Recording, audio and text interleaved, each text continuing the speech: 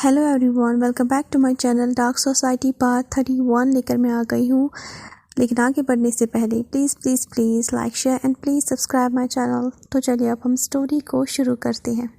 जैसे कि पिछले पार्ट में हमने देखा, ईबो जैसे ही अपनी डैड की बातें सुनता है तो वो काफ़ी ज़्यादा डर जाता है। वो डर जाता है कि आने वाले कल में जैन उससे अलग होने वाला है और अब ईबो अपने घर की तरफ जा रहा है। जैसे ही ईबो अपने घर चला जाता है और जैसे ही ईबो जैन के रूम की तरफ ही जा रहा था, तभी जैन की ज़ोर ज़ोर से हंसने की आवाज़ सुनकर ईबो रुक जाता है और ईबो के होंठों पर एक प्यारी सी स्माइल आती है। जैन के हंसने की आवाज़ से ईबो का जो दिल है वो वार्म हो जाता है।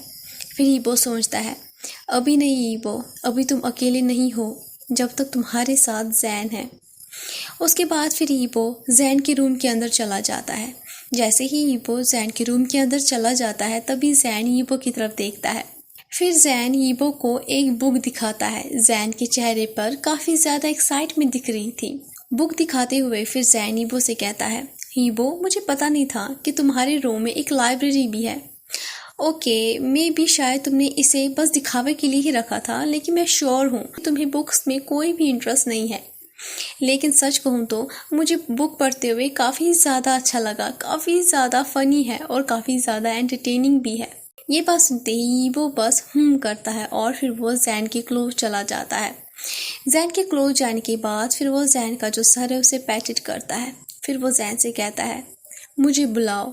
तो जैन उसे कहता है, तुम्हारा मतलब क्या है? तो ईबो से कहता है, मेरा नाम बुलाओ, बार बार बुलाओ।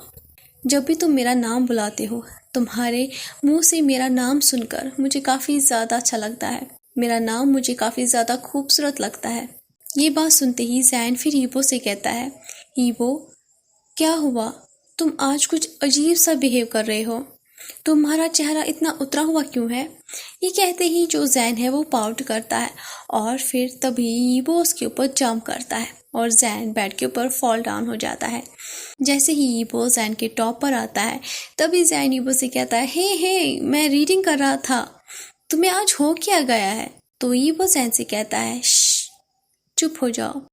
ये कहते ही वो अपनी थंब को जैन के लिप्स के ऊपर केयरिंग करता है और फिर जैन के क्लोज अपना चेहरा लेकर चला जाता है। उन दोनों की जो आई लैशेस थी वो भी टच हो रही थी। जैसे ही ईबो जैन की शाइनी आईज देखता है तो ईबो सोचता है कि काश मैं इनमें डूब जाता, और तभी जो जैन है वो भी ईबो के क्लोज चला जाता है। मौका पाते ही ईबो फिर जैन को एक सॉफ्ट सी किस करता है और जैन जो है वो काफ़ी ज़्यादा शिवर करता है और ईबो की नैप को कैचिंग करता है और उसके बाद फिर वो उसे अपने और क्लोज पुल करता है। ईबो जो है वो अपनी नोज़ को जैन के फेस पे रब करता है और अपने हाथ को जैन के अराउंड टाइटली ग्रैब कर लेता है। फिर वो जैन से कहता है, जैन तुम मेरे लिए सब कुछ हो। मुझे नहीं पता कि बाद में मुझे मौका मिलेगा या नहीं मिलेगा कि मैं तुम्हें अपनी बाहों में ले लूँ, इसीलिए मैं इस वक्त तुम्हारे सामने ऑनेस्ट हूँ। मुझे कोई फ़र्क नहीं पड़ता कि मैं क्या कर रहा हूँ। अब मुझसे और नफ़रत मत करो, मुझे बस इतना ही चाहिए। ये बात सुनते ही फिर जैन उसे कहता है, तुमसे नफ़रत? जब तुम इस तरह से बातें करते हो और इस तरह से वियर्ड रिएक्ट करते हो, मैं और ज़्यादा, बहुत ही ज़्यादा इम्पॉसिबल बन जाता हूँ। चलो हम इमेजिन करते हैं कि मेरे सामने दो वांग्स हैं, दो वांग ईबो।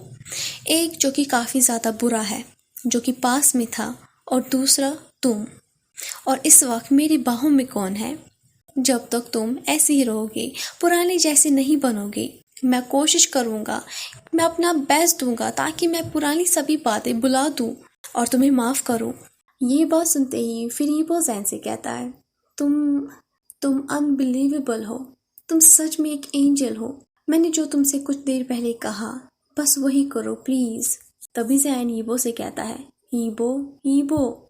जैन ये अपनी सॉफ्ट वॉइस में कहता है अपना नाम सुनते ही। तभी ईबो की आंखों से आंसू आ जाते हैं जो कि जैन के चेहरे पे गिरते हैं। जैन काफ़ी ज़्यादा कोशिश करता है कि वो ईबो के आंसुओं को होल्ड कर पाए। तभी जो ईबो है वो अपना चेहरा जैन के नेक के क्लोज लाता है और अपने चेहरे को हाइड करता है और फिर रोना शुरू करता है। उसे आज कोई भी फर्क नहीं पड़ रहा था कि वो जैन के सामने वीक पड़ रहा है, कि वो जैन के सामने कुछ ज़्यादा ही सॉफ्ट हो गया था। लेकिन उसके लिए फिर भी सब कुछ ओके है, हर एक चीज़ ओके। यीबो की ऐसी हालत देखकर जैन यीबो से कहता है, यीबो तुम कहाँ से आ रहे हो? जैन की आवाज़ में साफ तौर पर डर नज़र आ रहा था और फिर वो जल्दी ही यीबो की बॉडी को चेकिंग करना शुरू करता है। जैसे ही वो यीबो की बॉडी चेकिंग कर रहा था तभी वो यीबो से कहता है, क्या तुम्हारे डैड ने, क्या उसने तुम्हें दोबारा हर्ट किया? कहाँ पर? मुझे बताओ, तुम्हें हर्ट कहाँ पर हुआ है यीबो? जैन की बात सुनकर यीबो उदास होकर जैन से कहता है, जैन क्या तुम्हारा ऑर्नामेंट मेरे दिल को भी हील कर सकता है? यीबो की बात सुनकर फिर जैन उसे कहता है, क्या क्या तुम्हारे पास एक भी है? ये बात सुनते ही जो यीबो है वो अपने सर को उठाकर जैन की तरफ देखता है। इस बार जैन का कोई भी ताना यीबो को हर्ट नहीं कर रहा था, बल्कि उन दोनों की बात को एक हल्का सा जख्म दे रहा था। यीबो जैसे ही जैन का एक्सप्रेशन देखता है तो यीबो समझ जाता है कि जैन को शक हो गया है कि यीबो को कोई प्रॉब्लम है। जैन का जो चेहरा है वो बिल्कुल खुली किताब जैसा है, बिल्कुल यीबो की तरह। पहले जब मैं तुम्हारे सामने टूटा हुआ था, तुमने मुझे मुझसे मिलाया था, लेकिन आज हम दोनों टूट गए हैं। मुझे तकलीफ़ हो रही है, मुझे बहुत ही ज़्यादा तकलीफ़ हो रही है और मैं बता नहीं पा रहा हूँ कि मुझे सबसे ज़्यादा दर्द किस चीज़ पे हो रहा है। मैं तो जैन को कंप्लेन भी नहीं कर सकता हूँ क्योंकि मेरे पास कोई भी हक ही नहीं है। आज मैं समझ सकता हूँ कि जैन को तब कैसा महसूस हुआ होगा जब मैंने उसे फोर्स किया था कि वो अपने प्यार को छोड़ दे। मेरी वजह से उसकी मौत मुझसे दूर हो गई और आज ज़िंदगी ने भी मेरे साथ बिल्कुल ऐसे ही किया। ज़िंदगी ने भी मेरे साथ बदला ले लिया मुझसे तुम्हें छीनकर। तभी जैन यीबो से कहता है, क्या तुम मुझे बताओगे क्या हुआ? तभी यीबो कहता है, प्लीज़ कुछ मत कहो, बस ऐसे ही। ये कहते ही यीबो चुप हो जाता है और फिर बेड के ऊपर सीधे बैठ जाता है और फिर जैन को अपनी गोद में बिठाता है। जैन अपनी टांगों को यीबो के जो वेस्ट है उसके अराउंड ले लेता है। जैन चुपचाप यीबो की तरफ ही देख रहा था। फिर यीबो जैन से कहता है, मेरे क्लोज इसी तरह रहो, मुझे पैट करो, मेरे बालों को पैट करो। ये बात सुनते ही जैन फिर यीबो से कहता है कि गॉश यीबो प्लीज़, छोटे बच्चे बनना बंद करो, इससे मैं अपने आप को रोक नहीं पाता हूँ कि मैं तुम्हें मना करूँ। ये कहते ही यीबो जैन के आंसू पोंछता है और फिर अपनी उंगलियों को जैन के बालों में मूव करना शुरू करता है। तभी जो यीबो है वो अपना चेहरा जैन के चेस्ट के साथ लगा लेता है और फिर प्लेजर में गहरी सांस छोड़ता है। फिर यीबो जैन से कहता है, तो तुम्हें क्यूट डैडी बेबी ये वर्ड्स इन वर्ड्स से बुलाना अच्छा नहीं लगता, तो क्या मैं तुम्हारे लिए एक नया वर्ड सर्च करूं जो कि काफ़ी ज़्यादा सॉफ्ट साउंड करे? गगा कैसा रहेगा? क्या मैं तुम्हें गगा बुलाऊं? ये सुनते ही जैन फिर यीबो से कहता है कि हिम्मत भी मत करना। ये कहते ही जैन अपनी आर्म्स को मूव करता है और फिर वो यीबो को पुश बैक करता है। लेकिन जो यीबो है वो जैन की वेस्ट को पकड़ता है और उसे हंग्रीली उसके हाथों को इमीडिएटली किस करता है। उसके बाद जो यीबो है वो जैन की शर्ट को ओपन करता है और उसे अपने क्लोज पुल करता है और उसे टाइटली हग करता है। वो इतना टाइट हग करता है कि किसी की भी हड्डियाँ टूट जाए। ये देखकर फिर जैन उसे कहता है, यीबो क्या तुम्हें इस वक्त मेरी ज़रूरत है? जैन अपनी वार्म लिप से यीबो की नेक को निबलिंग करता है। फिर उसे कहता है, क्या तुम्हें इस वक्त इसकी ज़रूरत है? तभी यीबो कहता है, एनीवेज मुझे इस वक्त सेक्स नहीं करना, बस मैं इस वक्त तुम्हें महसूस करना चाहता हूँ, तुम्हारी सोल को महसूस करना चाहता हूँ, तुम्हारी बॉडी, तुम्हारी सेंट को, तुम्हारे यहाँ होने को, मेरे साथ होने को महसूस करता हूँ। मुझे गले लगाओ गगा, जैसे कि कल हो ही ना, क्योंकि मैं चाहता हूँ कि मैं इसे अपनी यादों में, अपने दिल में बसा के रखूँ। कोई भी खुश नहीं है, पूरी तरह से दर्द और गिल्ट ही है, लेकिन फिर भी तुम ही एक हो।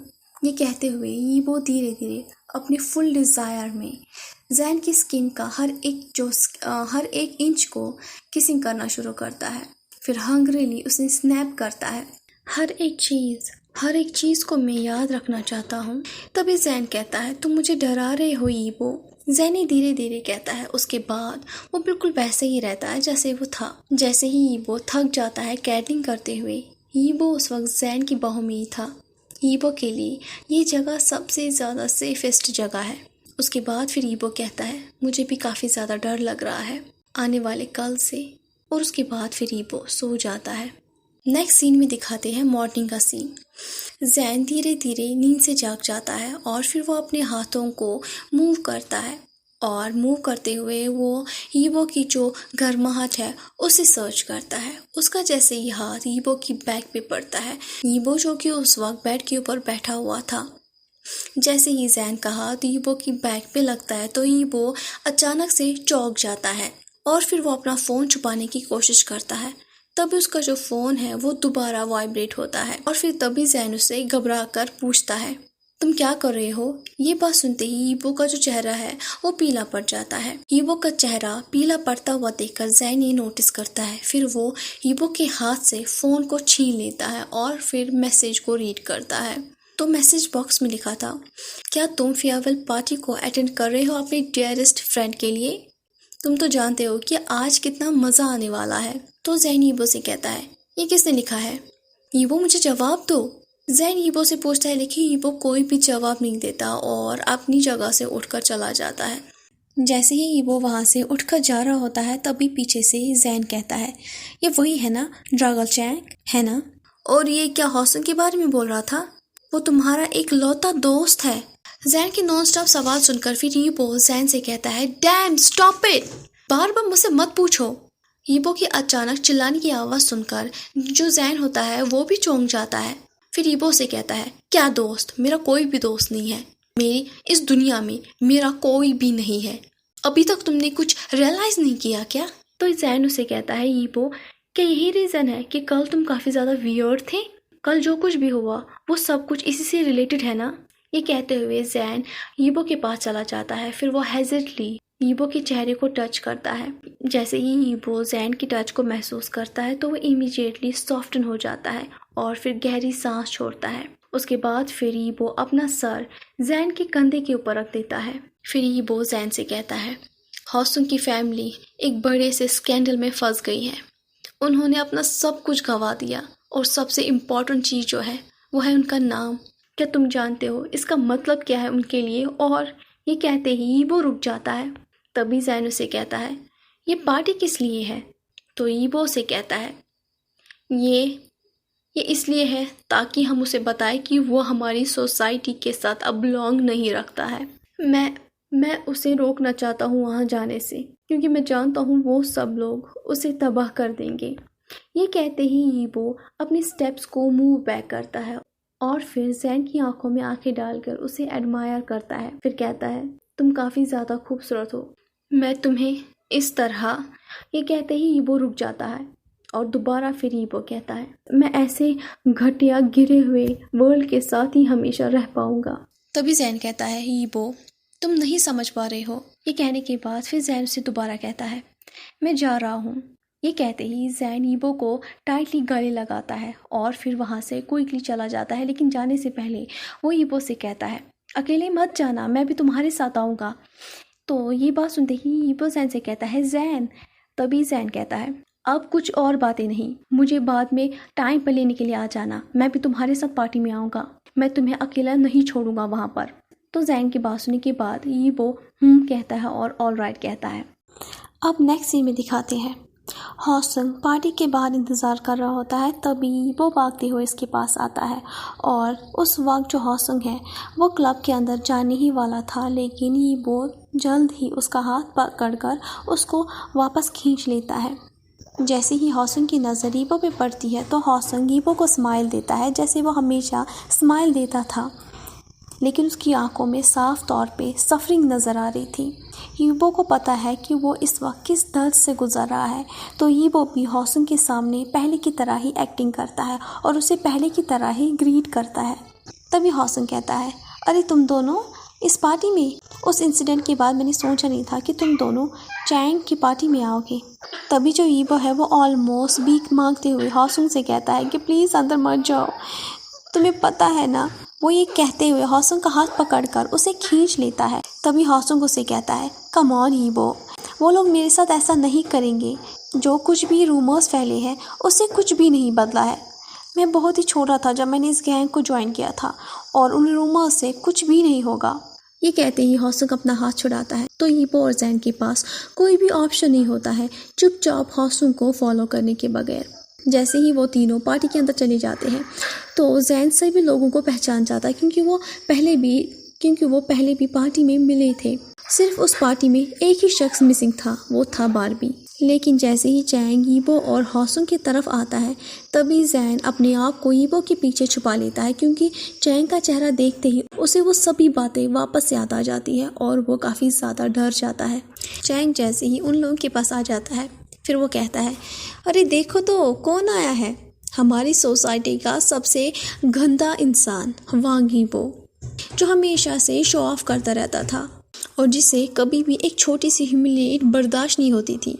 वो हमेशा से तैयार रहता था किसी को भी मारने के लिए, लेकिन अब देखो, अब ये एक स्लेव बन गया है, वो भी एक लो बॉर्न बिच के लिए। और तुम हॉसुंग,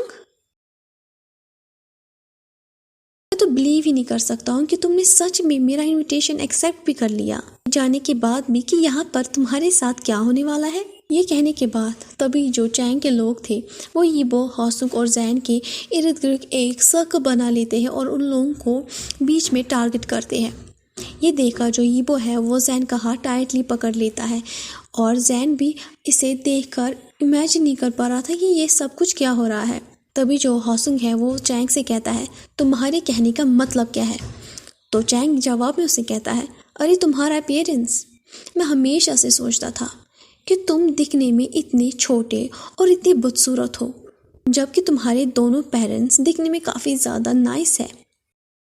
लेकिन अब मुझे जवाब मिल गया और अब मैं गैस कर सकता हूँ कि तुम ज़रूर अपने बाप पे गए हो, मेरा मतलब है रियल फादर पे। लेकिन तुम्हें देखकर ऐसा लगता है कि तुम्हारी मॉम का टेस्ट काफ़ी गंदा रह चुका है। ये सुनते ही हॉसुंग चिल्लाकर उसे कहता है कि अपना मुंह बंद रखो। मैं कितना एम्बैरेसिंग महसूस कर रहा हूँ। मैंने तुम्हारे साथ कितना टाइम तुम जैसे बास्टर्ड के साथ बिताया है। गॉश, मुझे आज काफ़ी ज़्यादा डिस्गस्टिंग फील हो रहा है कि तुम्हारी मॉम को पता है कि तुम किसके बेटे हो। अब कौन इमेजिन कर सकता है कि तुम्हारी मॉम कितने आदमियों को अभी तक हजर दिया है। ये सुनते ही जो हॉसुंग होता है वो चिल्लाकर चैंग से कहता है कि तुम्हारी हिम्मत कैसे हुई अपने गंदे मुंह से मेरी माँ का नाम लेने के लिए। ये कहते ही हॉसुंग चैंग को पंच मारने वाला था, लेकिन तभी जो बाकी के लोग वहाँ पर थे वो लोग हॉसुंग को धक्का देते और चैंग से दूर करते हैं। ये देखकर चैंग जोर जोर से हंसता है। फिर चैंग दोबारा हॉसुंग से कहता है, क्यों, तुम इतना अपसेट क्यों हो। गॉश, तुमसे सभी लोग कितना ज़्यादा परेशान हो गए हैं। तुम तो काफ़ी ज़्यादा लड़कियों में पॉपुलर थे ना। कम ऑन, मेरे साथ मजाक मत करो। अब जाओ और देखो कि कोई लड़की तैयार है तुम्हें प्लेजर देने के लिए। ये कहने के बाद जो चैंग है वो चिल्लाकर लड़कियों से कहता है, गर्ल्स प्लीज़ शर्माओ मत, ज़ोर से कहो अगर कोई तैयार है। उसके बाद फिर वो हॉसुंग की तरफ देखकर कहता है, देखो कोई भी तैयार नहीं है, क्योंकि अब तुम्हारे पास ना ही पैसे हैं और ना ही स्टेटस है। अब तुम बस एक बेकार से चीज़ हो जिसकी कोई भी कीमत नहीं है, कोई भी कीमत नहीं है और जो किसी के लिए भी अब मायने नहीं रखता है। ये बात सुनते ही जो हॉसुंग है उसकी पूरी बॉडी ट्रम्बलिंग करना शुरू करती है। हॉसुंग बहुत मुश्किलों से अपनी आंसुओं को बहने से रोकता है। चैंग हॉसुंग की इंसल्ट कर रहा था। ये देखकर जो जैन है वो यीबो से कहता है कि तुम कुछ करो, लेकिन जो यीबो है वो जैन का हाथ टाइटली पकड़ लेता है और अपना सर धीरे से झुका लेता है। ये देखकर जैन को यीबो पे भी अब गुस्सा आने लग जाता है। पहले तो जैन को बाकियों पे गुस्सा आ रहा था, लेकिन यीबो की ऐसी हरकत देखकर अब उसे यीबो पे भी गुस्सा आ रहा था। तभी चैंग हॉसुंग से दोबारा कहता है, जाओ और अपनी गिरी हुई माँ से शुक्रिया अदा करो। ये कहने के बाद ही तभी सभी लोग अपनी ड्रिंक्स को हॉसुंग के चेहरे पे फेंक देते हैं और हॉसुंग तभी ज़मीन पे गिर जाता है। ये देखते ही जियो चैन को काफ़ी ज़्यादा गुस्सा आता है, तो वो चिल्ला कर कहता है कि बस करो अपना ये डिस्गस्टिंग शो। तुम लोगों को एहसास नहीं हो रहा है, काफ़ी टाइम से तुम लोग दोस्त हो और तुम लोग इसके साथ ऐसा कैसे कर सकते हो। क्या तुम लोगों को पता है कि आने वाले कल में तुम्हारे साथ क्या होगा। जैन की आवाज़ सुनते ही चैंग जैन की तरफ देखता है। चैंग के चेहरे पे साफ तौर पे नफरत दिखाई दे रही थी। तभी जो चैंग है वो काउंटर की तरफ चला जाता है और फिर काउंटर से एक गिलास लेता है जो कि काफ़ी ज़्यादा बड़ा था। ये लेने के बाद फिर वो अपने दांतों को दबाकर यीबो और जैन की तरफ चला जाता है और चलते समय वो यीबो से कहता है, तुम कब इसे सबक सिखाओगे और उसको बताओगे कि उसकी जगह कहाँ पर है। ये बात सुनते ही तभी जैन उसे कहता है, एटलीस्ट मुझे तो पता है कि तुम जैसे लोगों की जगह कहाँ पर है। तुम जैसे लोगों की जगह बस जहन्नुम है।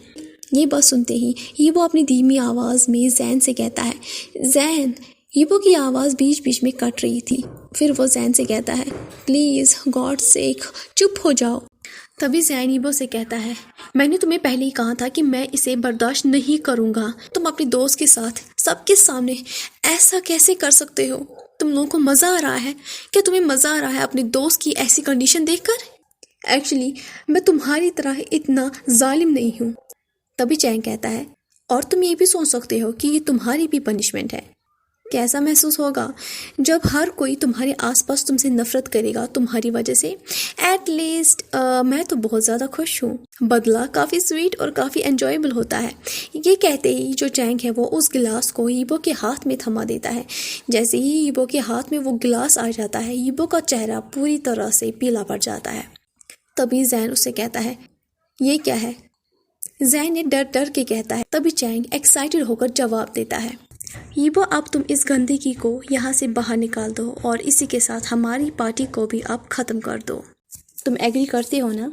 तुम ही इसके सबसे ज़्यादा क्लोज थे ना, तो तुम ही इसे इस सर्कल से बाहर निकाल दोगे। ताकि ये कहते ही चैंग रुक जाता है। फिर वो दोबारा कहता है, तुम करोगे या नहीं? ये सुनते ही ईबो जैन की तरफ देखता है और जैन अपना सर ना में हिलाता है। ईबो का जो चेहरा था वो दर्द में शेकिंग कर रहा था। फिर ईबो धीरे धीरे हॉसुंग की तरफ बढ़ जाता है और अपना हाथ रेज करता है। और तभी चैंग कहता है, इसके मुंह पे शराब मारो डैम इट। हर कोई ईबो की तरफ ही देख रहा था और इंतज़ार कर रहा था। तभी चैंग दोबारा ईबो से कहता है, क्या तुम्हें बुरा लग रहा है? क्यों? लास्ट टाइम हॉसुंग ने भी ऐसा ही किया था और अब तुम्हें भी ऐसा ही करना है तो करो। सभी बार बार यही दोहरा रहे थे ईबो से कि वो करे। सभी की नॉन स्टॉप रिपीटिंग ये वर्ड सुनकर जैन का गुस्सा और ज़्यादा खोल जाता है। और कुछ मिनट्स के बाद ईबो अपनी आंखें हेजिटेशन में बंद कर देता है और फिर चिल्लाकर फाइनली कह देता है और उसे गाली देकर उस सर्कल से बाहर निकाल देता है। ईबो की मुंह से ये वर्ड सुनकर जैन का दिल टूट जाता है। तभी जो हॉसुंग है वो फ्लोर से उठ जाता है और अपना चेहरा पोंछ देता है अपनी स्लीव से। जैसे ही हॉसुंग उठ जाता है तो ईबो अपनी स्टेप्स को वापस ले लेता है और फिर अपना सर झुका लेता है। वो हॉसुंग के साथ आई कांटेक्ट भी नहीं करना चाह रहा था। फिर हॉसुंग जवाब में कहता है, मैंने हर किसी से यही एक्सपेक्ट किया था लेकिन तुमसे नहीं किया था ईबो। हॉसुंग ये धीरे धीरे कहता है और हॉसुंग की आवाज़ में साफ तौर पे दर्द नज़र आ रहा था। और उसके बाद हॉसुंग दरवाजे की तरफ चला जाता है। जैसे ही हॉसुंग दरवाजे से बाहर चला जाता है तभी सभी लोग ज़ोर ज़ोर से हंसना शुरू कर देते हैं और वो जो क्लब था वो हंसने की आवाज़ से फुल हो जाता है। ये देखकर जैन को काफ़ी ज़्यादा डिस्कस्टिंग फील हो रहा था। फिर जैन कहता है, तुम लोग सच में काफ़ी ज़्यादा डरावने इंसान हो। ये कहने के बाद फिर जैन ईबो की तरफ देखता है जो ईबो ने कुछ देर पहले किया था। जैन को ऐसा महसूस होता है कि ईबो और उन लोगों में कोई भी फ़र्क नहीं है। लास्ट सेकंड तक जैन ईबो पर पूरी तरह से बिलीव और उस पर ट्रस्ट कर रहा था लेकिन ईबो अभी भी बिल्कुल वैसा ही है। उसके बाद जैन हॉसुंग की तरफ भागता हुआ चला जाता है। जैसे ही जैन की नज़र हॉसुंग पे पड़ती है वो रोड क्रॉस कर रहा था और तभी हॉसुंग की नज़र भी जैन पे पड़ती है लेकिन हॉसुंग जैन के क्लोज नहीं आता। वो इतनी हिम्मत नहीं कर पाता है। तो जैन उसे कहता है, एक खूबसूरत से लड़के वहीं रुक जाओ। ये कहते ही जैन स्माइल करता है। फिर वो हॉसुंग के पास चला जाता है और उससे कहता है, मुझे माफ़ करना। मैं सच में तुमसे माफ़ी मांगता हूँ कि मैंने कुछ नहीं किया लेकिन मुझ पे भरोसा करो हॉसुंग, सब कुछ ठीक हो जाएगा। तभी हॉसुंग उसे कहता है, क्या ठीक हो जाएगा? हर कोई मुझसे यही कहता है, मैं किस चीज़ की शुरुआत करूं? तभी जैन उसे कहता है, तुम इनके बगैर अच्छी सी ज़िंदगी जी सकते हो, इन घटिया लोगों के बगैर। तुम अपनी ज़िंदगी नए सिरे से शुरू करो। मेरी ज़िंदगी में सबसे ज़्यादा मेरे डैड और मेरी मॉम, मेरी फैमिली प्योर थी लेकिन ये सब कुछ झूठ है, सब कुछ झूठ। मेरी फैमिली अब सब कुछ गंदी हो चुकी है। मेरी खुशियाँ, मेरे बचपन की सभी स्वीट यादें, मेरे और मेरे डैड के एडोरेबल थिंग्स सब कुछ ख़त्म हो चुके हैं। सब कुछ झूठा है। मुझे ऐसा महसूस हो रहा है कि अब मेरे लिए कोई भी चीज़ नहीं है, मेरे लिए कोई भी जगह नहीं बची है। ये कहते ही हॉसुंग अपना सर झुका लेता है और धीरे धीरे रोना शुरू करता है। फिर वो कहता है, मैंने कभी भी सोचा नहीं था कि मेरे साथ कुछ ऐसा होगा। मैं हमेशा अपने आप पर फक्र करता था, अपने आप को पीकॉक समझता था, लेकिन अब देखो जैन, क्या मैं ये डिजर्व करता हूँ? तभी जैन उसे कहता है, लेकिन फिर भी सब कुछ ठीक है, हम है ना तुम्हारे साथ, मैं श्योर हूँ ईबो। ये कहते ही जैन रुक जाता है और तभी जो हॉसुंग है वो अपना सर उठाकर जैन की तरफ देखता है। हॉसुंग की आंखें बिल्कुल खाली नजर आ रही थी, उनमें कोई भी फीलिंग नहीं थी। ये देखकर जैन डर जाता है। फिर हॉसुंग फेंटली स्माइल करता है और अपने सर को शेकिंग करता है। फिर वो कहता है, कोई बात नहीं है, सब कुछ ठीक है। एनीवे, तुम्हें जानकर मुझे काफ़ी ज़्यादा अच्छा लगा और मुझे और ज़्यादा पता चला कि तुम कितने अच्छे हो। तुम्हारे साथ मैंने काफ़ी ज़्यादा फ़नी और एन्जॉयमेंट टाइम बिताया है। ये सुनते ही जैन उसे कहता है, ऐसा मत कहो कि जैसे कि हम लोग अब दोबारा नहीं मिलने वाले हैं, हम बाद में। अभी जैन कह ही रहा होता है, तभी हॉसुंग कहता है, ऐसा मत सोचो कि हम लोग बाद में मिलेंगे, मैं अकेला रहना चाहता हूँ। ये कहते ही हॉसुंग वहाँ से चला जाता है।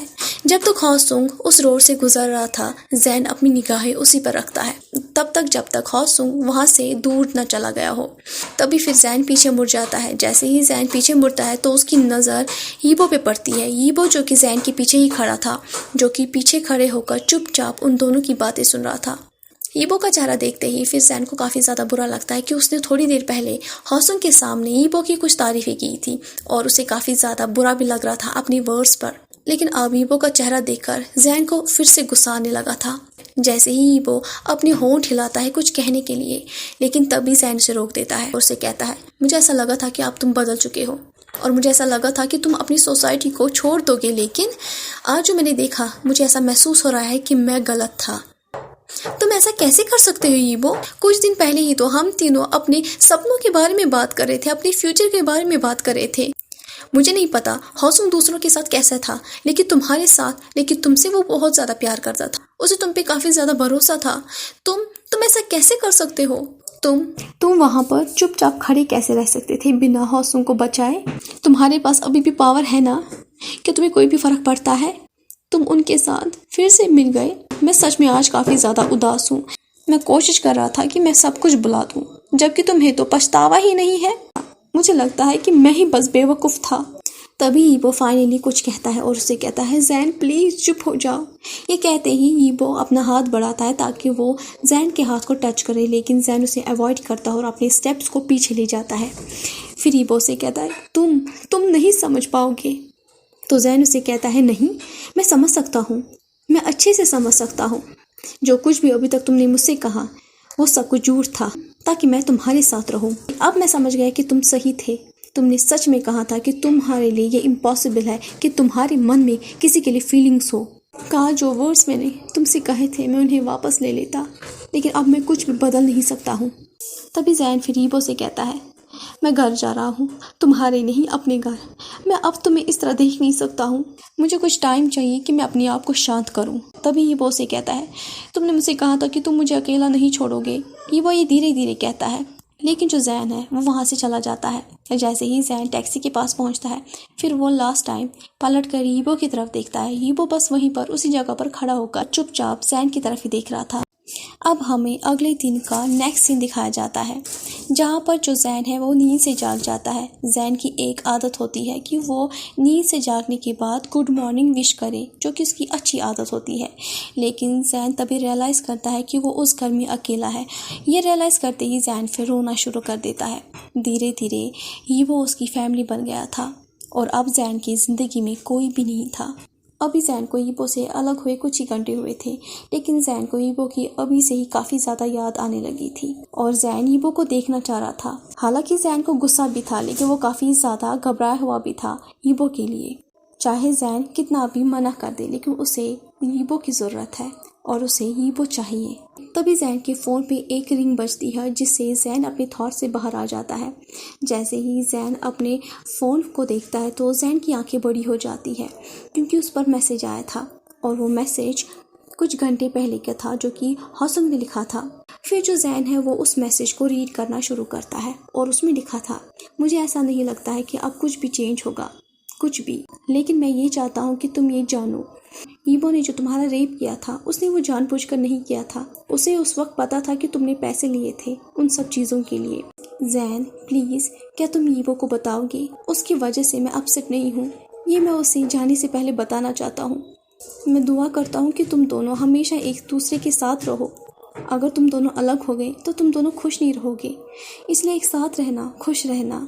और एंड में वो लिखता है, मैं जा रहा हूँ का वर्ड पढ़ते ही जैन की बॉडी शिवर करती है और जैन काफ़ी ज़्यादा डर जाता है। तो वो इमीडिएटली हॉसुंग का नंबर डायल करता है, लेकिन हॉसुंग का जो नंबर था वो स्विच्ड ऑफ आता है। ये देखते ही जो जैन है वो ऑलमोस्ट फ्रस्ट्रेशन में चिल्लाने वाला था। जैन को कुछ भी समझ में नहीं आ रहा था कि वो क्या करे।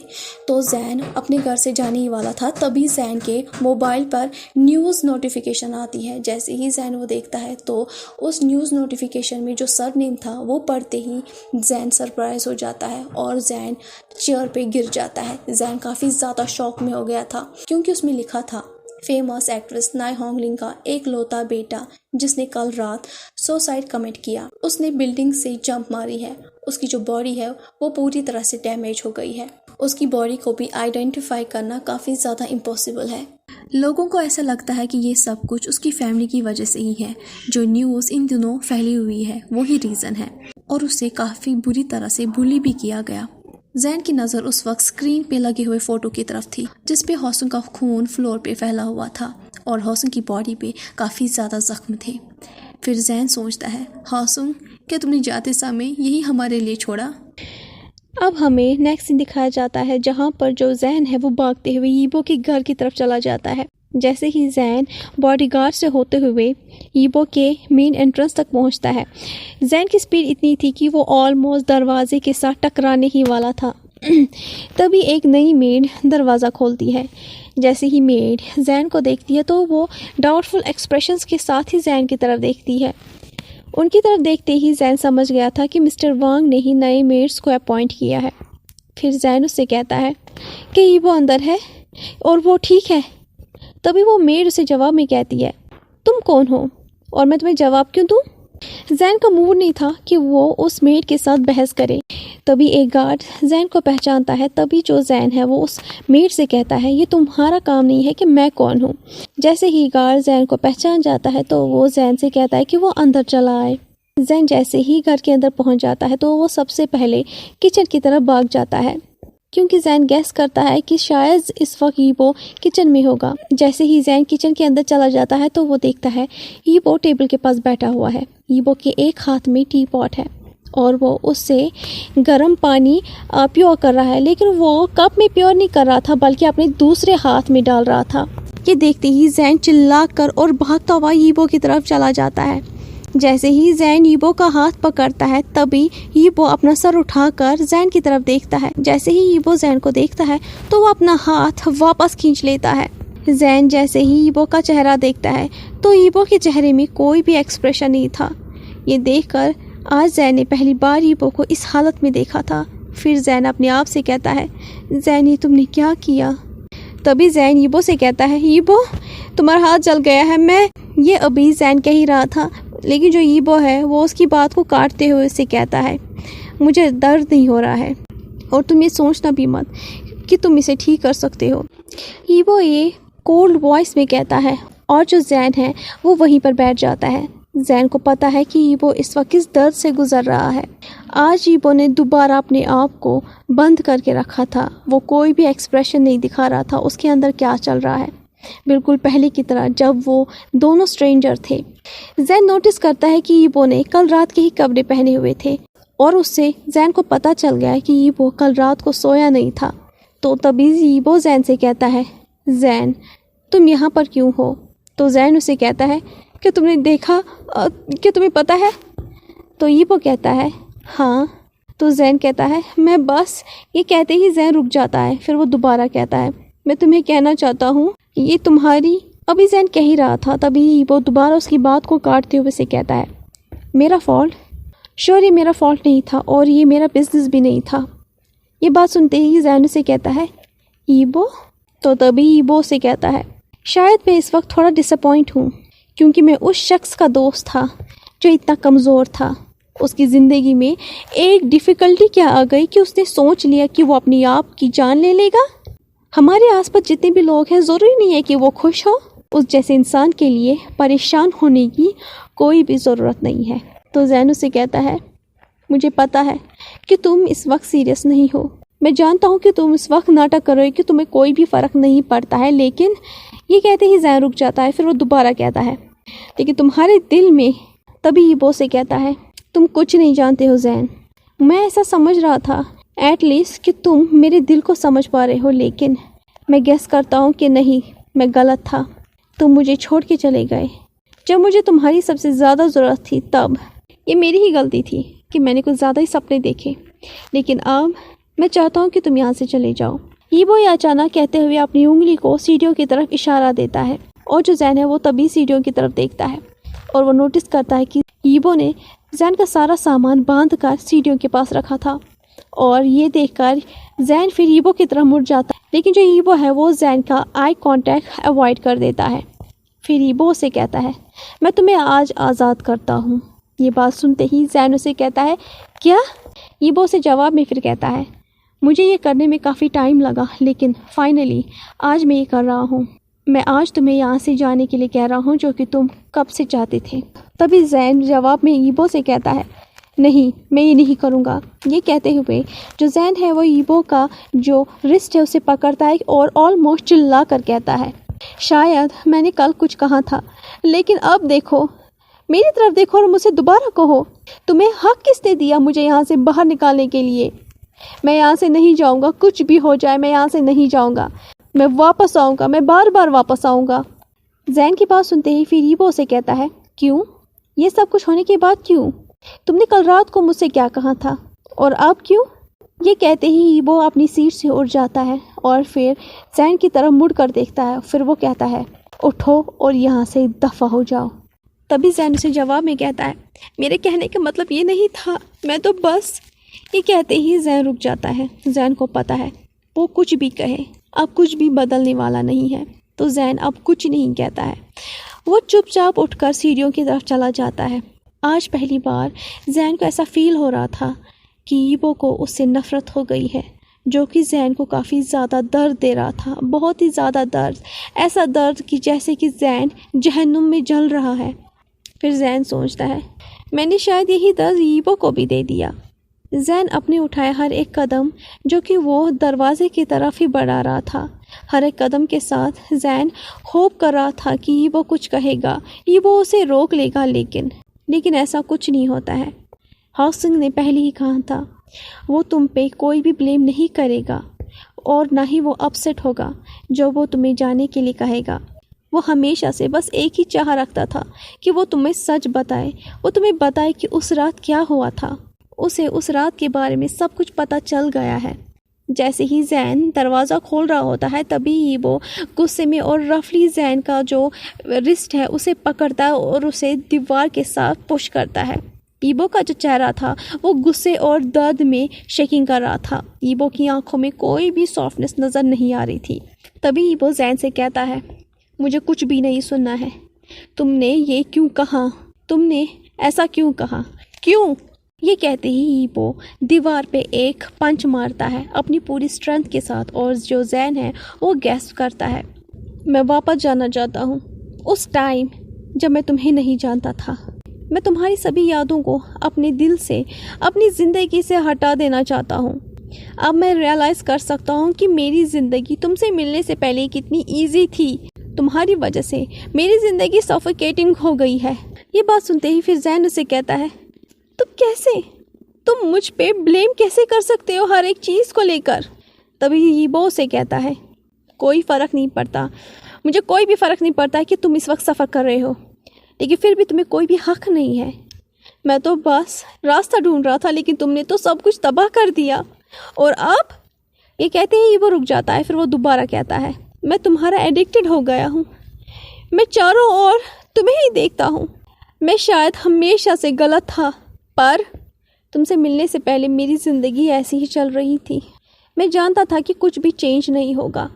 मैं जानता था कि मैं बिल्कुल ऐसे ही मरूंगा, एक दिन अकेला, बिल्कुल इसी की तरह।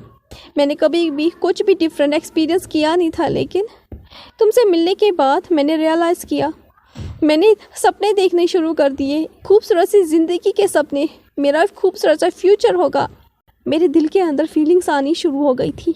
रियल पेन क्या होता है मुझे वो समझ में आ गया था। हाँ जैन, मैं काफ़ी अच्छी एक्टिंग करता हूँ। मैं हमेशा से फेक था, लेकिन हर एक चीज़ जो कुछ भी हम दोनों के बीच में हुआ ना, वो सब कुछ रियल था, वो झूठ नहीं था। हर एक अल्फाज, छूना, वो सेंसेशन, वो सब कुछ असली था। हाँ, हर एक चीज़ डीपली थी। लेकिन मैं बेवकूफ़ था। मुझे ऐसा लगा था कि तुम्हारे मन में भी मेरे लिए फीलिंग्स जाग जाएंगी, लेकिन नहीं। मैं तुम पे ब्लेम नहीं करूँगा, क्योंकि मैं जानता हूँ कि तुम मुझ पे भरोसा नहीं करोगे, तुम्हें मुझ पे यकीन ही नहीं है। तभी जैन उसे कहता है, ईबो, कि तुम मुझे बोलने का मौका दोगे। तभी ईबो उसे कहता है, फैक्ट ये है कि तुम यहाँ पर इसलिए आए जब तुमने न्यूज़ सुनी। हमारी बात भी इसी को लेकर शुरू हुई थी ना। तुम ये सोच रहे थे कहीं मैं खुद को गिल्टी तो नहीं महसूस करा रहा हूँ। नहीं। ये बात सुनते ही जैन चुपचाप ईबो की तरफ देखता है। जैन क्या जवाब देगा? जैन को कुछ भी समझ में नहीं आ रहा था, जबकि ईबो पूरी तरह से सही था।